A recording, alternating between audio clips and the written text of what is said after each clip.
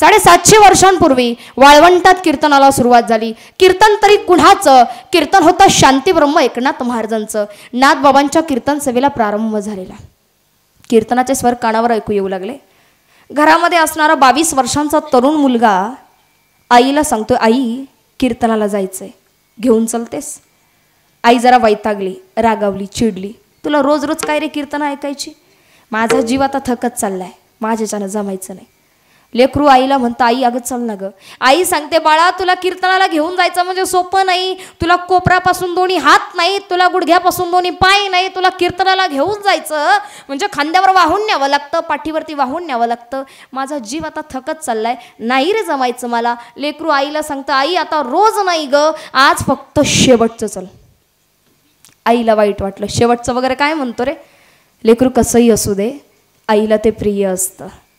एखाद्या आईचं लेकरू व्यसनी जरी असलं ना तरी त्याला टाकून नाही देत. आई म्हणते त्याची संगत खराब होती म्हणून जरासं बिघडलं. माझं लेकरू वाईट. आईनं खांद्यावर घेतलं, लेकरू पाठीवर आणलं, कीर्तन मंडप क्षेत्रात यावं. नाथबाबांच्या कीर्तन सेवेला प्रारंभ झालेला. जसं नाथबाबांनी या 22 वर्षाच्या तरुणाला येताना पाहिलं तशी साथ घातली, ये कुर्मदासा बैस बाबा भजन कर. तो 22 वर्षांचा तरुण म्हणजे श्री संत कुर्मदास महाराज. बरं कुणाला सांगताय ये बाबा बैस भजन कर? कुणाला? ज्याला हात नाहीत त्याला, ज्याला पाय नाही तर त्याला. कारण महाराजांना माहिती आहे ज्याच्या अंतःकरणात भक्ती आहे तो कधीही कुठेही जातो नामचिंतना करता. नाथबाबांच्या कीर्तन सेवेला प्रारंभ झाला. रात्रीच्या प्रहराला कीर्तन सांगता संपन्नता झाली. जो तो घरी जाऊ लागला. एकटे कुर्मदास महाराज जागे आहेत, जे घरी जायला तयार नाही. नाथबाबांनी यावं, डोक्यावरनं प्रेमानं माईनं हात फिरवावा आणि विचारावं, का रे बाबा घरी नाही का जायचं? नाही जायचं महाराज. अरे मग जाणार कुठे? तुम्ही कुठे निघालात? आम्ही तर निघालो पंढरपुराला, पंढरीश पांडुरंग परमात्म्याला भेटायला. कुर्मदास विचारतात, महाराज मी येऊ? अरे तुला यायचं? वारीला जायचं म्हणजे सोपं नाही राजा. कोणतं ओझं नको आहे. मग प्रापंचिक असू दे नाही तर पारमार्थिक, शारीरिक असू दे नाही तर मानसिक. तुला दोन्ही हात नाहीत, दोन्ही पाय नाहीत. कीर्तना करता वारी करता यायचं तो दुसऱ्या कुणाला तरी उचलून घ्यावं लागणार ना, त्या व्यक्तीची वारी पूर्ण होणार नाही. कुर्मदास महाराज सांगतात, महाराज मला कुणीच घेऊ नका. नाथबाबा सांगतात, ठीक आहे येण्याची इच्छा आहे, मी तुला घेतो. कुर्मदास सांगतात, नाही तुम्ही घेऊ नका, दुसऱ्या कुणालाही घेऊ देणार नाही. माझी जबाबदारी मी घेतो, तुम्ही फक्त हो म्हणा. नाथबाबा सांगतात, अरे वेड्या हो म्हणणारा मी कोण आहे? करता करविता तिकडे वर बसलाय, त्याची जर इच्छा असेल तर येशील. रात्रीच्या प्रहराला सर्व झोपी गेलेत. एकटे कुर्मदास महाराज जागेत. ते जाण्याकरता निघालेत. कुठे? वारी दिंडी सकाळच्या प्रहराला पहिल्यांदा जा गावामध्ये पोहोचेल त्या गावात जाण्याकरता. बरं जाणार तरी कसे? कुठलं साधन नाही, रस्ते चांगले नाहीत, हात नाहीत, पाय नाहीत. पोटावर ओनवं व्हावं आणि शरीराच्या साह्यानं पोटाच्या साह्यानं रेंगाळत रेंगाळत सरपटत सरपटत त्या दिशेनं निघावं. मग शरीरात दगड घुसताय, रक्तबंबाळ होताय, कशाचीच पर्वा नाही. सकाळच्या प्रहराला हनुमंतरायाच्या मंदिरासमोर यावं. समस्त गावकऱ्यांना हाकारा द्यावा की गावकऱ्या हो, गावात नाथबाबांची दिंडी येणार आहे हो. कोणाला कालवण आणायचं असेल आणून ठेवा, कोणाला भाकरी आणायची असेल आणून ठेवा. वारीला जाता आलं नाही तरी चालल, पण वारकऱ्याला जेऊ घातलं तर वारीला गेल्याचं पुण्य तरी घडल. गावकऱ्यांनी आनंदानं तयारी केली. नाथबाबांची दिंडी गावात प्रवेश करती झाली. तसे समस्त गावकरी आनंदानं सामोरे जातात. नाथबाबांना प्रश्न पडला, आम्ही येणार तुम्हाला कसं कळालं? आम्ही येणार कसं समजलं? चिठ्ठी नाही, संदेश नाही, कुठला माणूस पाठवला नाही. गावकरी सांगतात, महाराज तुमचा वारकरी गावात आला होता. अरे कोण वारकरी होता? महाराज तुमचाच वारकरी होता. गळ्यात तुळशीची माळ होती, कपाळावरती बुक्का होता, दोन्ही हात नाही पाय नाही, पण मुखात फार गोड भजन होतं. असा वारकरी गावात आला. नाथबाबांच्या लक्षात आलं कुर्मदास महाराज येऊन गेलेत वाटतं. विचारावं, अरे मग कुठे तो वारकरी? कुठे वारकरी? वारकरी थांबला कुठं? वारकरी निघाला पुढच्या गावात पुन्हा एकदा सगळ्यांच्या भोजनाची निवासाची सोय करण्याकरता. नाथबाबांची आणि कुर्मदासांची भेट ज्या गावी घडावी ते गाव म्हणजे लहुळ गाव. लहुळ गावामध्ये नाथांनी कुर्मदासांना पाहिलं आणि कडकडून मिठी मारली. जिंकलास बाबा, काय दुर्दम्य इच्छाशक्ती आहे, चांगल्या चांगल्याला जमत नाही, तू इथपर्यंत येऊन दाखवलंस. चांगल्या चांगल्याला जमत नाही रे. नाथबाबांच्या चेहऱ्यावर आनंद आहे.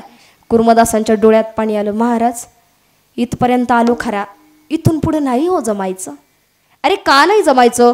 थोडंसं तर अंतर राहिलंय. पंढरपूर तरी इथून किती सरे, थोडं अंतर राहिलंय. आता पांडुरंगाचं दर्शन घ्यायचं. एवढं अंतर आलास, तुला देवाचं दर्शन घडेल. नाथबाबांच्या चेहऱ्यावर आनंद आहे. मात्र कुर्मदासांच्या डोळ्यांच्या कडा पाणावल्यात. महाराज नाही जमायचं. अरे का नाही जमायचं? अरे पांडुरंगाचं दर्शन चांगल्या चांगल्याला मिळत नाही, तुला मिळतंय तर का नाही यायचं? अरे त्या पंढरपुरात चल, काय सोहळा आहे, काय आनंददायी सोहळा आहे. असा सुख सोहळा स्वर्गात सुद्धा नाही. पंढरपुरामध्ये यावं आणि त्या विटेवरती उभा असलेला समचरण, ज्याची चरण समचरण आहेत, असा नाही महाराज, एक पाय पुढे नाही मागे नाही, समचरण सगळ्यांना सारखाच आहे. त्या विटेवरती उभा आहे. पिवळा पितांबर ज्यानं नेसलेला आहे. हातामध्ये सुंदर भव्य असा पंचा आहे. डोक्यावरती राजमुकुट आहे. हिरे माणी पाचू त्याच्यावर खोवलेले आहेत.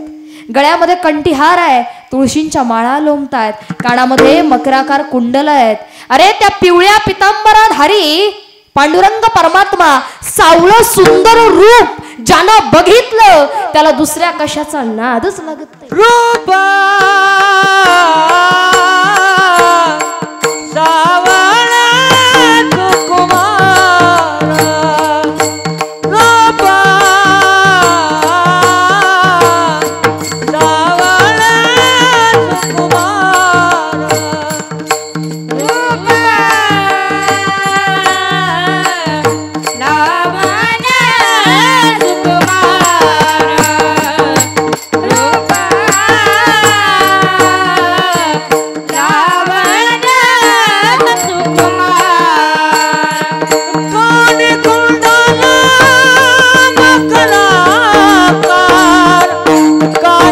कुंडले मकरा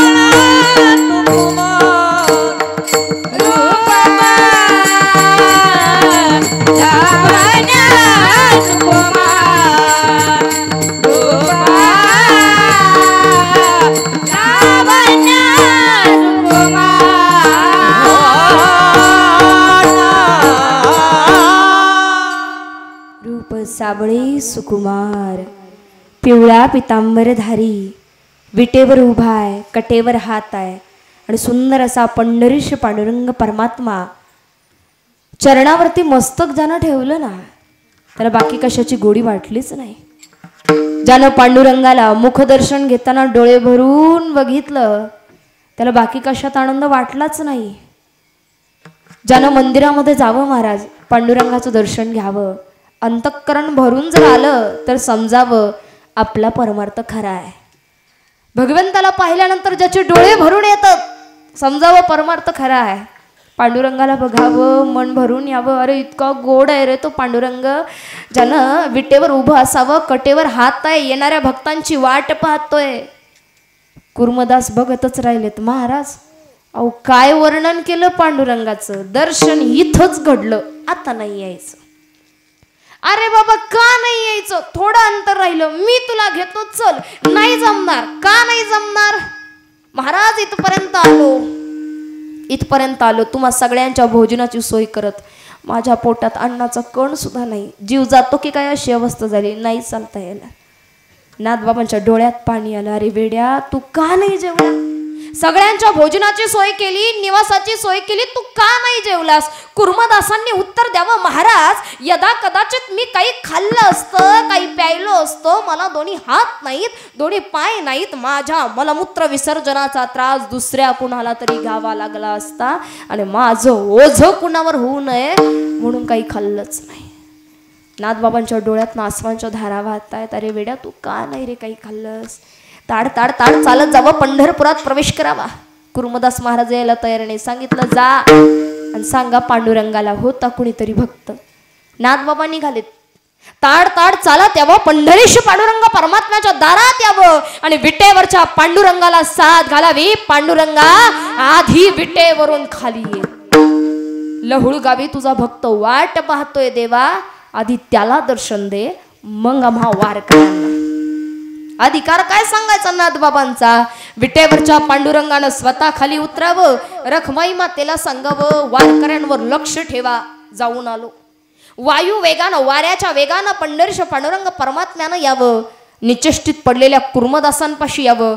डोकं उचललं, मांडीवरती घेतलं, खांद्यावरच्या भरजरी पंचानं, शेल्यानं चेहऱ्यावरचा घाम टिपतायत. या जगाचा बाप साथ घालतोय. उठ कुर्मदासा, मी आलोय. भगवंताच्या मांडीवरती डोकं आहे. कुठली संपत्ती होती कुर्मदासांकडे? भगवंताच्या चेहऱ्याकडे पाहता पाहता प्राण सोडतायत. कुठला अधिकार होता? स्वतःजवळ ना सत्ता, ना संपत्ती, ना पद, ना प्रतिष्ठा, स्वतःचं शरीर सुद्धा पुरेपूर नाही, तरी सुद्धा भगवंत प्राप्त व्हावा. माणसाकडे सगळं काही असतं. तुमच्या आमच्याकडे सगळं आहे. दारापुढे 4-5 गाड्या असतात आमच्या. आमची मोठी बिल्डिंग आहे. दारापुढं गाड्या आहेत, 10 एकर बाग आहे, ती सगळं काही चांगलं असतं. आमचं सगळं चांगलं असतं, पण तरी रडगाणी काही सुटत का महाराज? मग आम्ही तर देवाचं किती केलं, आमच्याच घरात असं का झालं? आम्ही देवाचं लई केलं, जशी बाळातपणच उक्ती घेतली देवाची. सगळं असतं आमच्याकडं, पण आमची रडगाणी काही सुटत. स्वतःकडे सगळं काही नसताना, पुरेपूर गोष्टी साधनं सुद्धा उपलब्ध नसताना भगवंत प्राप्त करून घ्यावात. पहिली गोष्ट म्हणजे अंतःकरणातला भाव. दुसरी गोष्ट म्हणजे संत. संत मंडळींचा स्वभावच आहे जगाच्या परोपकाराकरता यावं, पण ज्या ठिकाणी भगवंतालाही आणावं ते कष्टानं, निग्रहानं, अभंगाचं तृतीय चरण. नाने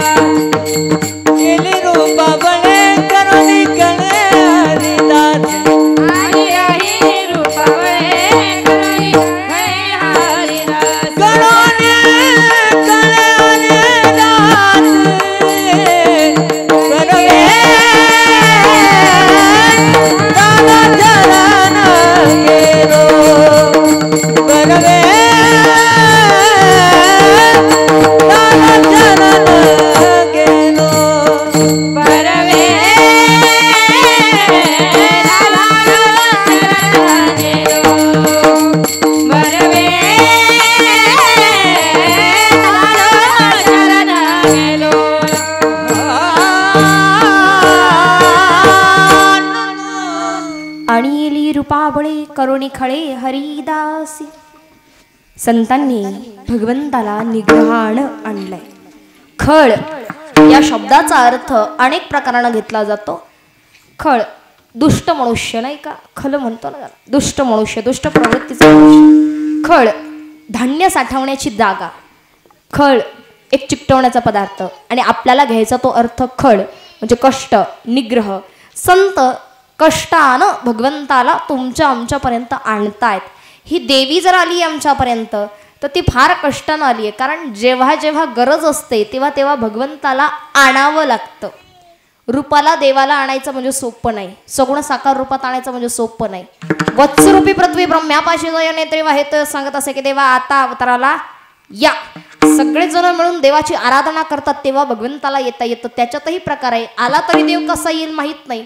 अंश अंशांश कला आवेशपूर्ण परिपूर्णतम अशा पद्धतीनं येणारा भगवंत. मग तो कोणत्याही अवताराला येऊ देत, पण अवतार कार्यास आणण्याकरता सुद्धा कष्ट असावेत. मग ते पारमार्थिक कष्ट जर संत मंडळी घेतात आणि अत्यंत कष्टानं ही देवी आमच्यापर्यंत आणतात, तर आम्ही सुद्धा तेवढ्याच कष्टानं नामचिंतन केलं. हे नुसतं म्हणावं. टाळ्या वाजवायच्या बाबतीत महाराज लई कंजूशी लोकांची. एवढं कीर्तन चाललं पण अभंगाच्या चाली एवढ्या सुंदर झाल्या पण तरी नाहीच. विठ्ठल विठ्ठल घेतलं तरी नाहीच. मग आता या नामचिंतनाचा साधनाचा वापर निव्वळ आम्ही तरी का करायचा, तुमच्याकडनंही घडावा म्हणून दोन्ही हातानं टाळी वाजवायची आहे आणि मुखानं भगवंताच्या नामाचं चिंतन करायचं. हात हात हात हात हात. महिला वर्ग पुरुष मंडळी हात. ज्याचा हात वर येणार नाही त्याची चिठ्ठी काढली जाणार नाही. करा करा करा. हे धर्ममंडप आहे, इथे लाजायचं काम नाही. प्रत्येकानं हात वर करा. पाठीमाग काय या गळ्या पक्षाची आहेत का काय, ते पारावरले सगळ्यांनीच करा. माऊली 2 मिनिटाचं भजन आहे. हात आणि एकदा मोठ्या प्रेमानं भगवंताचं चिंतन करायचं. विठोबा रखू माये, विठोबा रखू माये, विठोबा रखू माये.